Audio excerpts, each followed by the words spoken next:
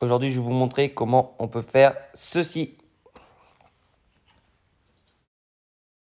On se retrouve sur une vidéo pour une caméra connectée. Si vous êtes comme moi un passionné de domotique, rejoignez le groupe Monsieur Home Connect sur Facebook. Vous allez pouvoir poser vos problèmes et la communauté va essayer d'y résoudre. Et si vous voulez suivre toutes mes vidéos sur YouTube, n'hésitez pas à vous abonner également sur ma chaîne.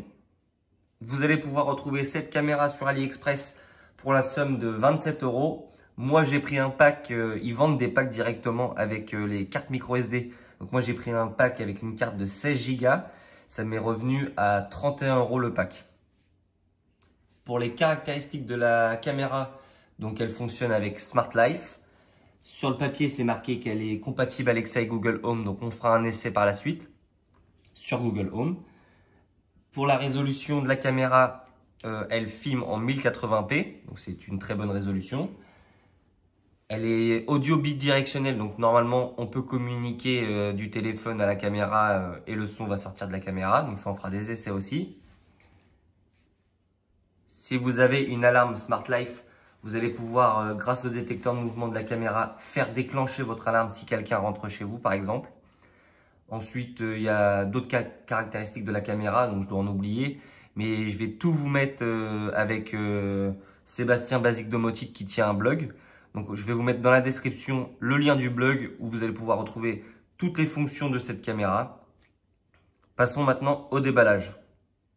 En premier, on a la caméra, une notice en anglais, un secteur USB, un câble d'alimentation, des chevilles et le support pour pouvoir l'accrocher au mur, et une carte micro SD de 16 Go.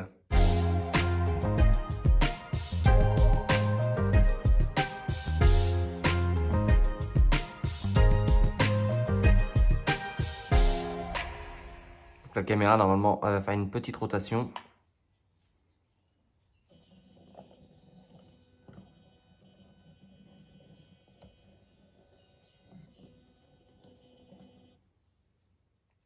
Wait for Wi-Fi config. Voilà, donc là, la caméra, elle nous dit qu'il faut qu'on confirme le Wi-Fi. Donc on va se retrouver sur l'application Smart Life. On ouvre l'application Smart Life. Vous faites le petit plus en haut à droite. Ensuite, vous faites analyse automatique. Donc là, ça va rechercher. Normalement, la caméra devrait parler. Wait for Wi-Fi config. Donc là, elle demande encore de confirmer le Wi-Fi. Donc, il faut bien être en Wi-Fi en 2,4 GHz. Si vous êtes en 5 GHz, ça ne marchera pas. Connect router. Donc là, la caméra s'est connectée. Normalement, elle va pas tarder à apparaître. Ça peut prendre jusqu'à 1 minute. Connect internet. Voilà, là, on a entendu, la caméra est connectée.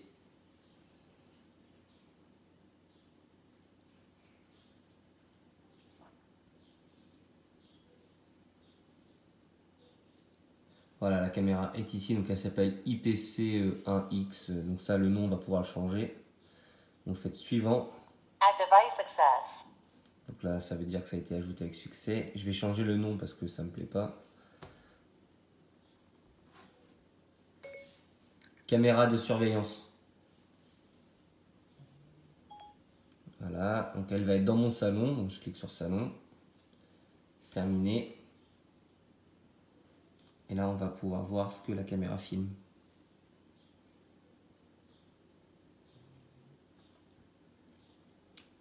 Voilà. Donc maintenant, on va passer aux fonctions de la caméra. Maintenant que la caméra est installée, j'ai oublié de vous préciser où est-ce qu'on installe la carte micro SD. Donc il faut que la caméra soit éteinte. Donc la carte micro SD, elle se met ici, en dessous. Donc, je ne sais pas si on voit bien. Il y a un tout petit espace pour pouvoir mettre la carte micro SD. Voilà. Donc, une fois que c'est mis, vous rallumez votre caméra. Et là, vous allez tomber sur le menu de la caméra. Donc ça, c'est ce que la caméra filme à l'instant T. Donc on peut voir la date et l'heure. Donc 14h52, il est 14h52. Donc c'est vraiment à l'instant T. Ensuite, vous avez à droite votre signal Wi-Fi. Donc là, moi, il est à peu près à 80%. Donc c'est plutôt pas mal. Là ensuite vous avez le son, donc moi je l'ai enlevé parce que comme je suis en train de parler sur la vidéo, la caméra est à côté de mon téléphone, ça va faire plein d'interférences, donc ça va pas être joli à entendre. Le HD qui est à côté, donc ça c'est pour la définition de la vidéo. Donc le HD c'est la meilleure qualité. Sinon vous avez la version standard qui prendra moins de place sur votre carte micro SD, mais c'est nettement moins joli. Donc, je vous conseille de mettre de la HD. Et ensuite vous avez le mode plein écran tout à droite pour pouvoir voir votre caméra en grand. Vous pouvez revenir en arrière. Ensuite pour ce qui est du menu, donc là vous avez la copie d'écran. Donc vous cliquez dessus, ça va prendre une photo de ce qui se passe actuellement sur votre caméra. Vous allez pouvoir le retrouver dans Photo Album qui est ici. Ensuite ça vous pouvez l'envoyer soit à vos contacts, soit sur votre téléphone ou le supprimer qui est ici. Donc là je vais le supprimer. Vous revenez en arrière. Donc pour ça vous n'avez pas besoin de la carte micro SD vu que ça s'enregistre sur votre téléphone. Ensuite là vous avez le micro. Je ne vais pas vous le tester parce que vu que comme je vous ai dit tout à l'heure, le téléphone est à côté de la caméra qui est en même temps à côté de moi qui est en train de parler. Au niveau du son ça va pas être terrible, ça va grésiller. Donc je l'ai testé en direct quand j'étais à l'extérieur. Bon c'est pas un son Dolby Digital. Ma femme elle me comprend très bien ce que je dis quand je parlais, mais c'est pas non plus le son de l'année quoi. Pour ce qui est après, donc c'est enregistrer. Donc là, c'est pareil, sauf que vous enregistrez un passage de vidéo. Donc c'est-à-dire que là, vous voyez, j'ai cliqué dessus, ça enregistre jusqu'à 6-7 secondes. Hop, on arrête, je reclique dessus et c'est le même principe que tout à l'heure. Vous allez le retrouver en bas. Dans Photo Album, votre vidéo, elle est ici. Donc pour ça, c'est pareil, pas besoin de carte micro SD pour faire ça. La carte micro SD, c'est pour l'outil d'après. Donc là, c'est lecture. Donc vous cliquez dessus. Donc là, en fait, ça enregistre sans que vous ayez besoin de cliquer dessus. C'est-à-dire que si quelqu'un passe devant la caméra, ça va enregistrer. Si vous bougez, vous, votre caméra, ça va enregistrer. Comme là, on peut voir tout à l'heure, c'est ce que j'ai filmé.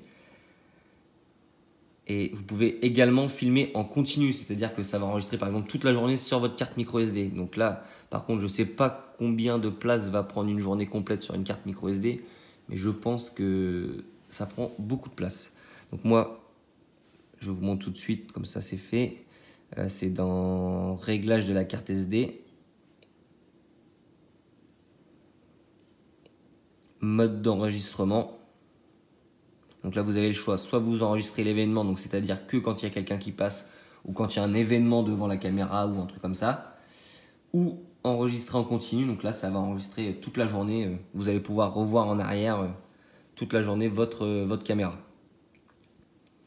Donc moi, j'ai juste pris enregistrer l'événement.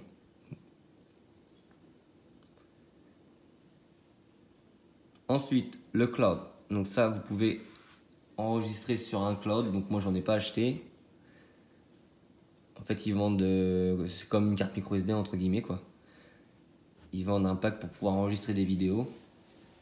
Donc là, vous avez tous les prix. Donc moi, je l'utilise pas. Donc après, vous pouvez, si vous le voulez, vous pouvez commander.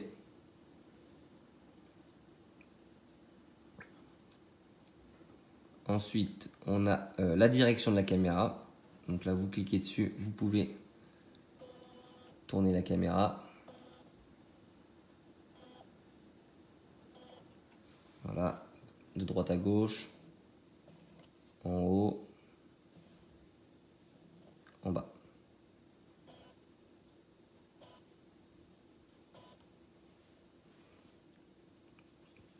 Ensuite, vous avez l'alarme. Donc l'alarme, c'est pour savoir quand est-ce que déclencher votre caméra. Donc l'alarme de détection de mouvement. Donc si vous cliquez dessus, en gros, dès que quelqu'un va passer devant la caméra, ça va vous envoyer une notification. Vous pouvez régler la sensibilité, donc faible, moyen ou élevé. Ensuite, vous avez le suivi de mouvement. Donc ça, la caméra, elle va bouger automatiquement quand quelqu'un passe devant.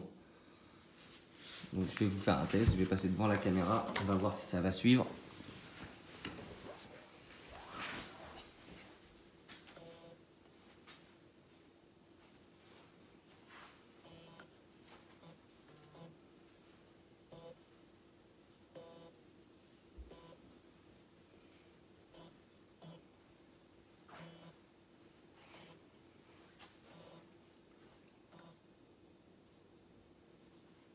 voilà pour le test de suivi de mouvement. Donc il faudra savoir aussi que si votre caméra vous la placez bien dans un angle, votre champ de vision sera beaucoup plus grand et du coup la caméra aura plus de facilité à suivre un mouvement qui est loin que comme moi là j'étais juste devant la caméra. Donc c'est beaucoup plus difficile à suivre que si je suis loin. Voilà le test de suivi de mouvement. Donc je pense que vous avez dû apercevoir une notification sur le haut également qui disait qu'il y avait une détection sur la caméra. Donc moi je ne l'ai pas vu que j'étais devant la caméra. On va refaire un test avec l'écran verrouillé. Et je vais mettre ma main devant la caméra.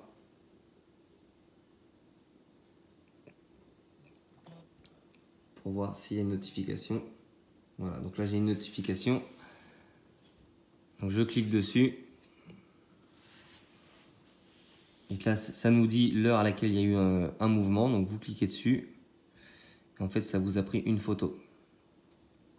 Voilà. Donc ça c'est plutôt pas mal quand vous voulez voir qu'est-ce qui se passe chez vous directement. Après vous pouvez faire cliquer pour afficher.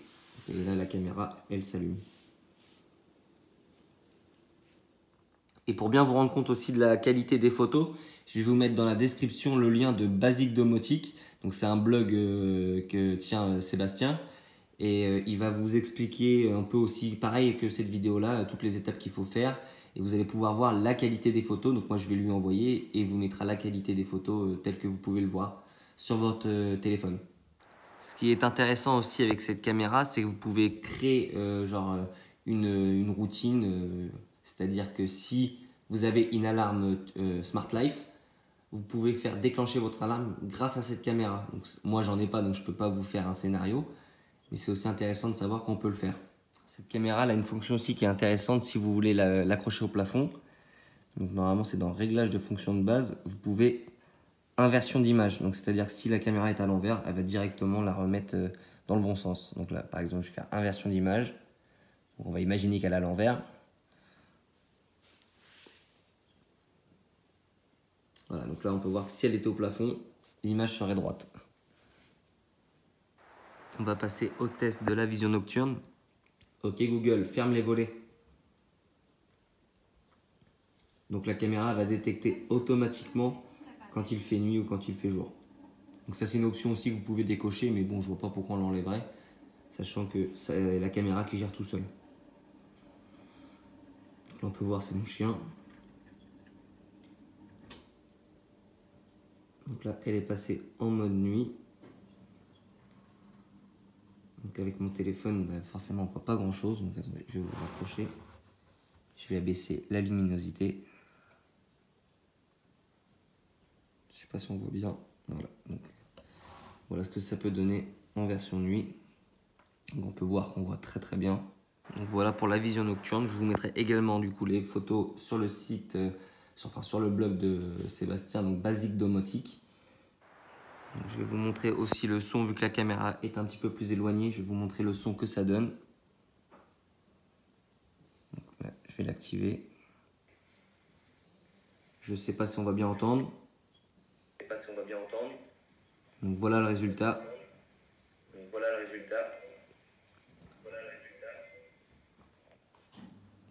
Donc là j'ouvre mes volets. La caméra va passer en vision normale.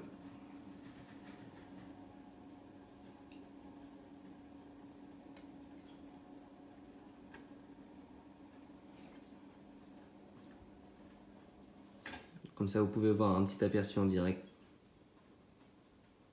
du changement. Maintenant, on va passer à la partie Google Home. Donc, ça sera beaucoup plus rapide vu que toutes les fonctions de la caméra se trouvent uniquement sur Smart Life. Sur Google Home, vous allez juste pouvoir voir votre caméra sur un Nest-Tube ou sur un Chromecast.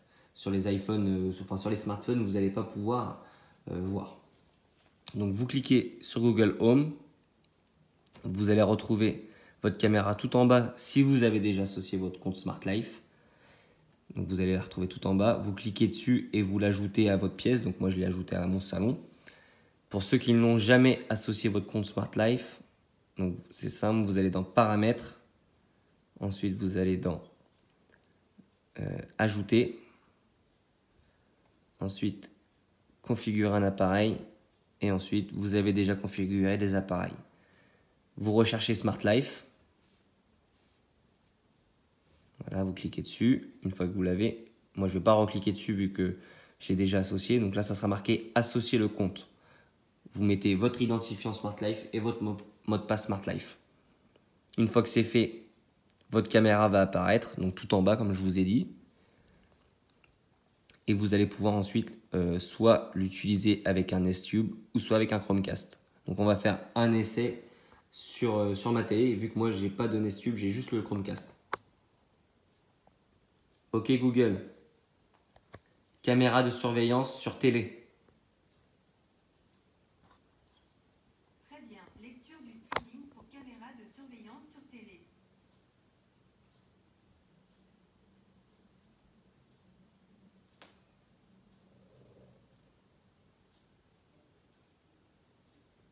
Donc voilà, donc là on peut voir mon chien qui dort encore. Et là elle n'est pas contente vu qu'elle se voit à la télé, elle croit que c'est un autre chien. C'est tout pour la partie Google Home, c'est tout ce que vous pouvez faire.